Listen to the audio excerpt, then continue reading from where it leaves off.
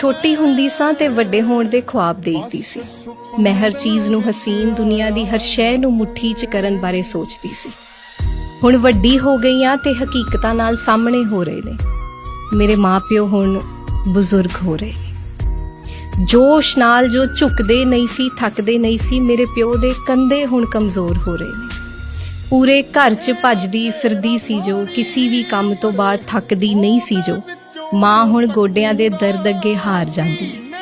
ਅੱਖਾਂ 'ਚ ਕਿੰਨੇ ਅਧੂਰੇ ਚਾਅ ਤੇ ਸੁਪਨੇ ਲੈ ਕੇ ਅੱਜ ਵੀ ਮਨ ਮਾਰ ਜਾਂਦੀ। ਛੋਟੇ ਹੁੰਦਿਆਂ ਮੈਂ ਲੜਦੀ ਸਾਂ, ਮੈਂ ਕਿੰਨੀਆਂ ਅੜੀਆਂ ਕਰਦੀ ਸਾਂ, ਪਰ ਉਹ ਦੋਵੇਂ ਸਬਰ ਰੱਖਦੇ ਸੀ। ਮੇਰੇ ਪਿੱਛੇ ਕਿੰਨੇ ਯਤਨ ਕਰਦੇ ਸੀ। ਪਤਾ ਨਹੀਂ ਮੈਂ ਜ਼ਿੰਦਗੀ 'ਚ ਉਹਨਾਂ ਲਈ ਕੁਝ ਕਰ ਵੀ ਪਾਈ ਕਿ ਉਹ ਜਿਵੇਂ ਚਾਹੁੰਦੇ ਸੀ ਮੈਨੂੰ ਦੇਖਣਾ, ਮੈਂ ਉੱਦਾਂ ਬਣ ਵੀ ਪਾਈ। ਰੱਬ ਮੇਰੀ ਉਮਰ ਵੀ ਉਹਨਾਂ ਦੋਵਾਂ 'ਚ ਵੰਡ ਦੇ ਕਾਸ਼।